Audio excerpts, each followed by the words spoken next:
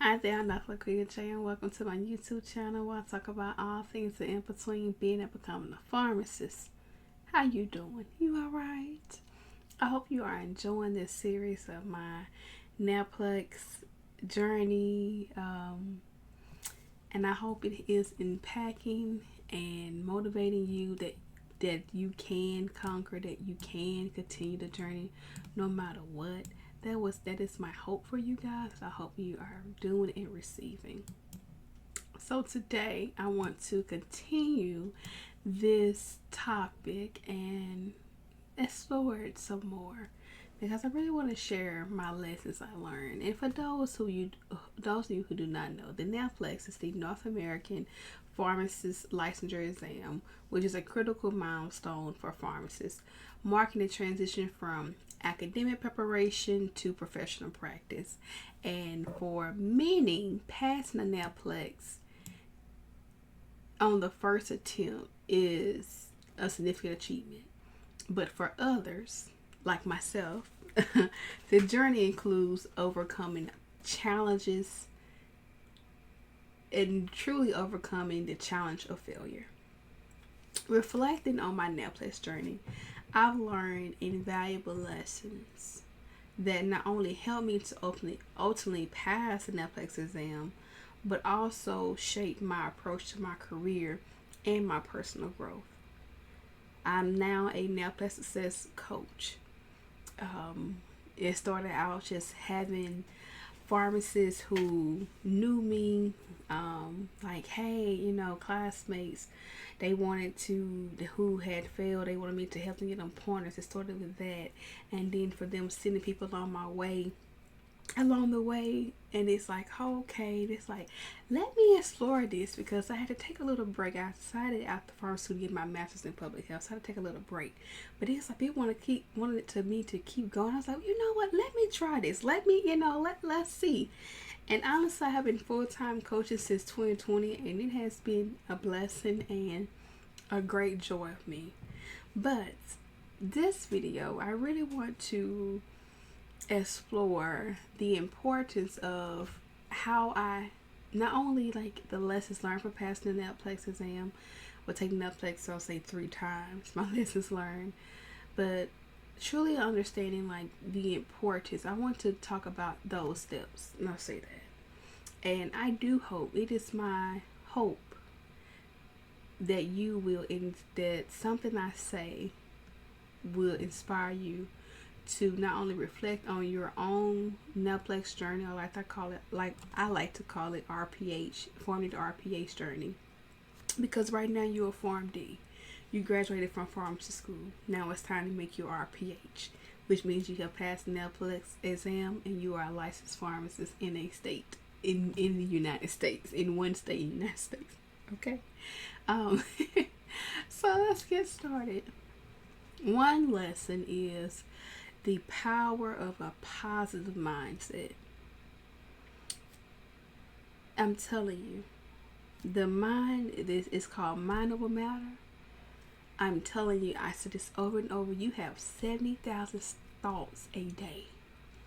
Of that 70,000 thoughts, 70% of it are negative. And we have to change that. It's truly the mind. One of the hardest things for me, well, it's not a hard thing, one of the things I have to do, the first thing I have to do is always, that's why I say I'm a NAPLEX success coach. I help you shift your mindset, because the mind is such a powerful thing. You can talk your way into something and out of something. And a lot of times we talk our way out of something, especially when we're studying for the NAPLEX exam. So I spend time here all the time challenging your limiting beliefs. And this has been one of the most critical lessons I've learned from failing the NAPLEX exam. Critical lessons. Initially, I was just like you, overwhelmed with self-doubt and negative self-talk, questioning my abilities, questioning my worth. This negativity paralyzed my efforts, hindered my progress. But it was step by step.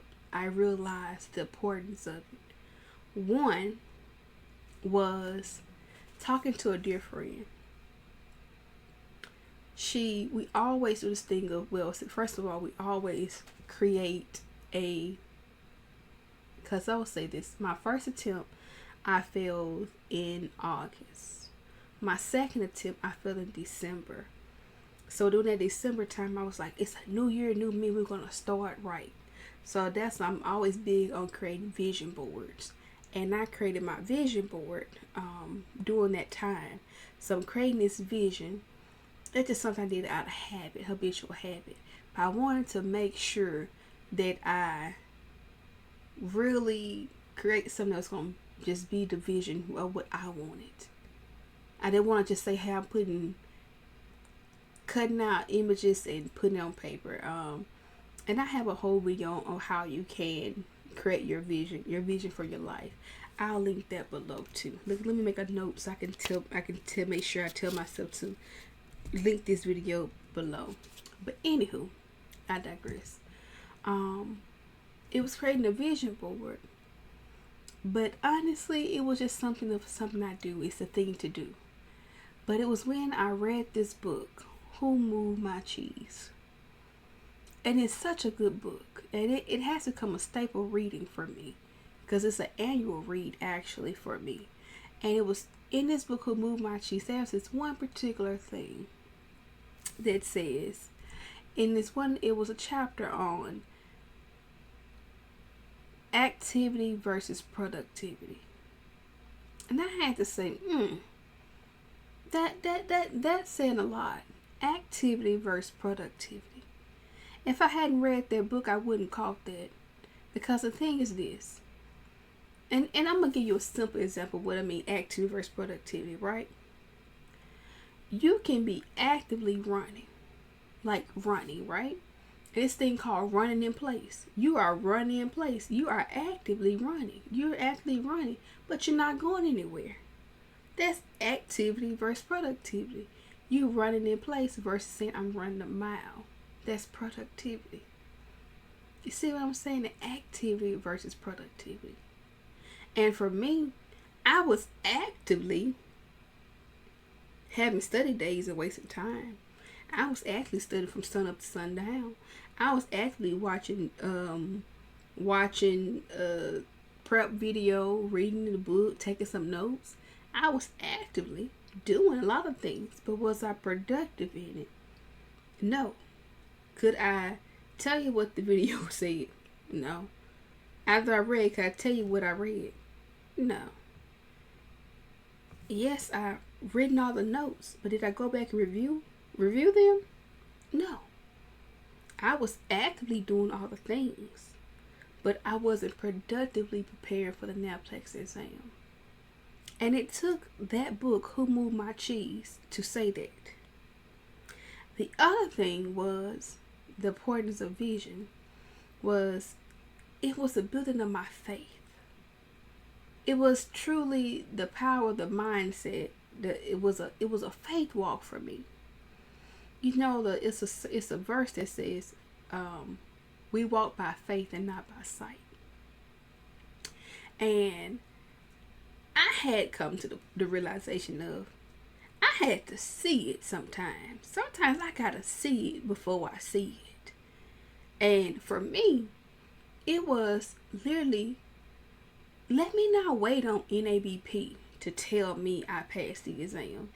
I'm going to create my own certificate. I'm going to write it out. And I'm going to say, LaQuita passed.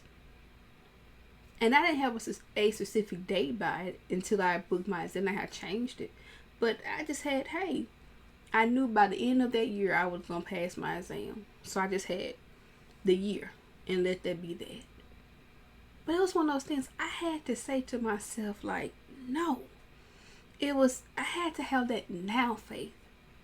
Because it was now faith. A lot of people like to quote Hebrews 11:1.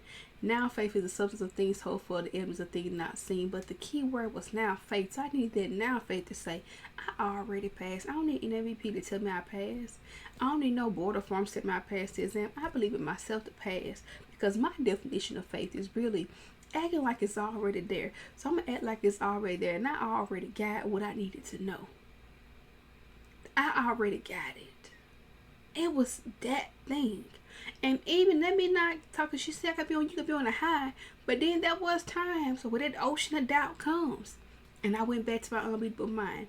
That routine I teach you in Unbeatable Mind, I went to it. And I stayed there. And I did not, I was like, no, this is what it's going to be. This is going to happen. And it's going to be just that. Do you hear me? I didn't, I wasn't playing any games with it. I didn't, I was like, not this time. Not this time. And what happened was, because I changed my response to the doubt, to the fears, to the frustration, I changed the way I talked to myself, how I saw myself, how I treated myself. My confidence grew. My confidence grew in me, in the ability that I can achieve. And therefore, my efforts, my study efforts were so much, they improved. They were so much better. I was able to build the confidence necessary for me to tackle the exam again. I had those positive affirmations. I had those visualization techniques, and I surrounded myself with positive videos, positive people, just shifting my mindset from one who felt defeat to one who felt determination. Second thing, which I'm saying is it's the importance of the environment. The less I learned is the influence of your environment. As I stated, I moved to Wisconsin. I am a southern girl from Mississippi. I moved from the bottom of the United States to the top. Baby, I was prepared for the cold. That's one. Then two, I went to pharmacy school where I saw people that look like me. To go into a place where people do not look like me, the only perception of people who look like me is of Chicago. And then when they ask me questions, they ask me like I'm representing my entire race. And they'll ask me questions like, do you know such and such Johnson from Arkansas? Because they black and they got my last name Johnson. Like, for real? Wait, what? Who? No, never mind. But yes, it was a part of the environment. That was one. I'm working in a toxic environment. I had nobody to study with. I had nobody checking in on me. I had nobody holding me accountable to do the things. That really showed me the importance of what I needed. I needed to get away, and I'm telling you, it's on my third attempt, I moved from Wisconsin back to Virginia. Because that one thing, I want to be surrounded by people, places that had my best interest at heart. I wanted to be surrounded, I wanted to, even when it comes to studying, I changed my study habits from studying at home to going to a library. And I'm going to tell you this, I even went to a seminary library. I was like, I ain't playing with the devil. I'm going to a seminary library, honey. And I used that and I studied there. And became disciplined. It's like sometimes going to environment. And even for you can't go to like I'm sure if you got a local college somewhere, they have a library. Go there. You already been a student. You can get your mind being a student. You can get, like, because I'm telling you, when you at home, you got to do all the things to start yourself up to start studying. When you get in that library, you just know it's time to go. It's hey, I'm going to do 30 minutes here. Let's go. It ain't going to be no time wasted. Because you got things to do. You got more times. You got things to focus on and less than to be distracted. And I'm going to tell you too, the environment. I never have to worry about my phone because it's just something I learned from Eric Thomas, Dr. Eric Thomas. He said, the only thing your phone is bringing you a bill. So I'm like, look, if it ain't no emergency, I don't care. It was really like on the Secret Success, I said, look, hey y'all, I'm trying to study past my exam. If it ain't no emergency or whatever, I don't care what's going on. Call me later. Talk to me later. I don't care. It was to the point where I only talk to people on the weekend. I'm so focused. Because the weekend I'm more relaxed in my studies, so I only talk to people then. But I didn't have time for that. Like, I wanted to make sure that my environment produced greatness, produce productivity, produce clarity, produce success. I wanted to make sure that I did that. And I was even cautious of the things I watched, I listened to. I was so cautious of that. I had to be mindful of that. And even talking about jobs, one of the third things, and the biggest thing I preached to a lot of times, saying your job opportunities will be there. Your job will be there. Sometimes it's that pressure trying to study for the exam. Because I'm gonna tell you like this: that second attempt, I knew I wasn't ready to take the exam. I knew for a fact I wasn't ready to take the exam. I took the exam to do a gamble because I said, hey, if I fail the exam only on 1 point versus 1 point away, and at the time I took the exam, I'm dating myself, but at the time I took the exam, it was scored. I was only 1 point away from fail. I was like, okay, sure, no problem. I think I failed. I failed. I was like, oh, no problem. But then I was like, you know what? I was a couple points away from failing. Yeah. And I was like, I'm a couple points away. I'm going to sit here and I'm going to study the exam, and I'm not going to do too much because I'm on a couple points away. So, hey, baby, that was not it. I got 2 legs. I'm already stressed out of this environment, toxic work environment as well. And I failed the exam. It's like, no. I had to learn. I'm going to take this exam on my terms. This job will be here. I don't need, of course I needed money, but I need to focus on my future as well. And I didn't worry about that, because I'm going to tell you something. Here's my story about this. I got hired and got this, you get signed, you sign this contract, you got to be licensed a certain period of time. They didn't fire me the first time, say they hired me for the second time, but the second time they did fire me, right? But here was the thing. They gave me a lowball number.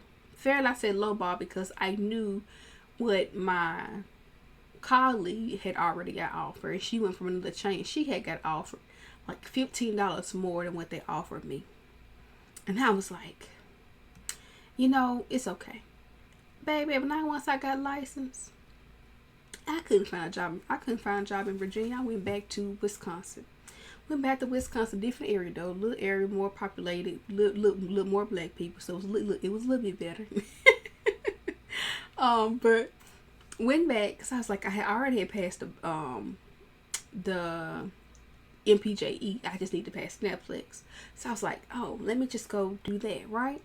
And went back, and lo and behold, they paid me the same number, like the number I quoted, the $15 more what they had. So I was like, look, a job gonna be there. Especially if it's something like retail. And I'm gonna say this too, and I'm not gonna stay on this topic long, but sometimes people downgrade or downplay retail. Retail is retail. It's a good way for community stuff. Don't get me wrong, you got the politics and the matrix and stuff you got to meet, but at the end of the day, you about to make the most money you ever made in your life. Majority of the people. Go make the most money you ever made in your life. That's all. But I'm done with that. Okay? 4th lesson I learned was support and guidance. Having the support I received, choosing to leave Wisconsin and move to Virginia, and another factor I moved to Virginia was because I had an actual live-in study partner. And that changed the game for me. Somebody who's studying with me. Somebody I can meet up and talk to. Like, we live in, so hey, I saw her every day. And it was needed. And it was a thing of not only she was my friend, it was the studying somebody's alongside you still. Like, no, we didn't say that we're going to study the same topics today. No. But she was studying, I was studying. And for me, it helps my competitive spirit. I get competitive. I was like, I'm going to study. I'm going to know this. I'm going to know this information before she knows. So I get very competitive.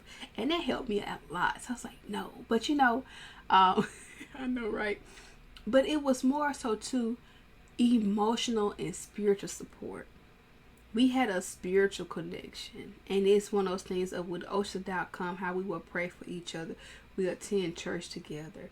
How when it's a heavy day in studying, and we'll just talk each other out, like say how you can do it and be each other's cheerleaders. That was needed.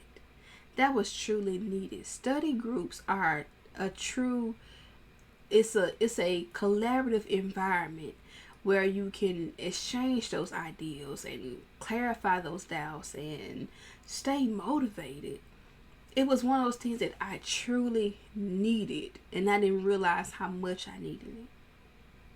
It was definitely a thing.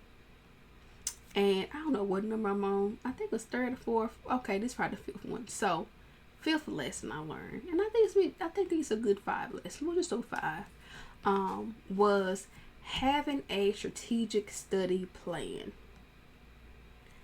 I realized again that I was in the Facebook groups and changing my study schedule every single day. Someone said this, oh, let me do this. Someone said this, oh, let me do that. Someone said this, let me do that. But I had to realize what worked best for LaQuita.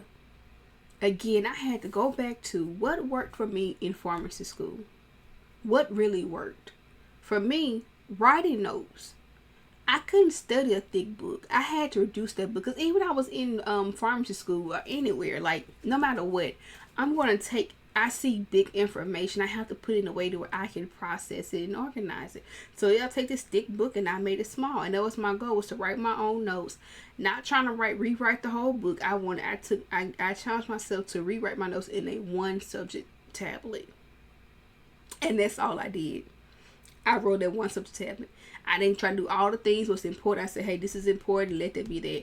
And what I did, let me start. Cause I was like, let me tell you, I'm telling y'all too much. I'm telling y'all stuff I be telling my clients. But I was like, look, hold up now. I give y'all free information, but hey, some information I'll be paid for. I'm just sorry, but okay. But anywho, I had to focus on what worked best for me. And I began to do it just that. I set a goal that I was going to, write my notes by such and such date. And I did just that. Again, I said for me, I had to realize that, because one of the important things I learned when I was in pharmacy school, in the beginning, it's 2 things. I said, let me try this, because one of the things was, I said, if I was to fail again, it was not going to be because I didn't try, and I was going to cross all my T's and dot all my I's.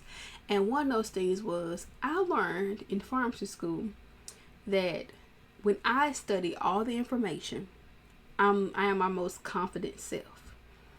When I first started pharmacy school, right, we had this test. I wrote all my notes. I studied. I walked in confident, passed the exam. You know how you get too confident, things start slacking, and then you develop this habit of playing catch up.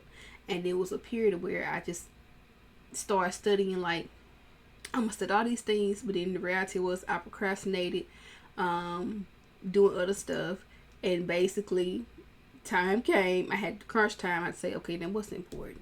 What this teacher gonna really test on, let me prepare for the exam like that, right? And that had became a habitual thing for me. So one of the last exams I took during my didactic part of the program, I had literally studied all the information. I went and said, okay, I'm gonna look at all the stuff, and when I look at all the things, I walked in confident and passed. Now I thought about that one incident, and I was like, it's when you study all the information. So I said, I'm not only going to put the information in a way that I can learn it, I'm going to study all the information. I'm going to study my notebook. I'm going to learn that notebook. So you have to find like your strategic study plan, what works best for you. For me, that's how I was able to get through all the clinical topics. Now I got a whole other thing. I probably might be a separate video, like what I actually did, like how I was able to overcome the Naplex. But I had to understand these lessons, because I'm telling you, I first had to understand like my perception versus my reality of how I was approaching the Naplex exam. I had to take time out to reflect and truly understand the lessons, like reflect on this so I can understand like what what's going on to get these lessons that I'm giving you today. But because I'm telling you, it was one of those things like, man, F that job. I ain't gonna lie to you, but it's one of those things, right? I had to incorporate a study plan that really works for me, and that was my thing. Because truly facing the Naplex is a challenging experience, but it provided me, and that was another lesson, and I think it's gonna be the final lesson of when I passed that Naplex, when I defeated Goliath. I said, can't nothing in this world, like, I can conquer anything in this world because I passed this exam. I can conquer anything in this world. And that became my thing, where I can conquer anything in this world. Because I was like, you know what? It doesn't matter. I can conquer anything in this world because I know I passed the Naplex. And that became my thing. And it gave me a sense of motivation, like, I ain't worried about it. I passed this Naplex, child. Anything open for grabs. When it came to the thing of finally passing Naplex, getting licensed, become RPH, and couldn't find a job, I was like, it's okay. I passed the Naplex, babe. I can do anything. But so I'm just saying it was me. It really shaped my career and personal growth. But it was the maintaining a positive mindset, recognizing that I can get another job, creating a productive and conducive environment, seeking support and guidance, developing a strategic study plan. I was truly able to overcome the initial setback and achieve success. I want to encourage everyone to reflect on your own journeys. What has worked? Again, assess your perception versus your reality. Take actionable steps to achieve your goals. And remember that failure is not the end. It is an opportunity for growth and improvement. Embrace this journey that you're on. Learn from your experiences. And honestly, never give up on yourself. Because the true failure is when you give up on you. Then you fail. But as long as you're not giving up on you and you keep moving and you keep trying to do more and more, you are succeeding in life. Despite no matter what someone is telling you or how you feel about yourself, you keep moving forward. Again, if you're liking this and you're liking this topic, like this video, subscribe to the channel, comment below. We love to hear your feedback. We love the love. But until next time, remember that pharmacy is on limit if you are. Now guess what? Go be great. Talk to you guys later.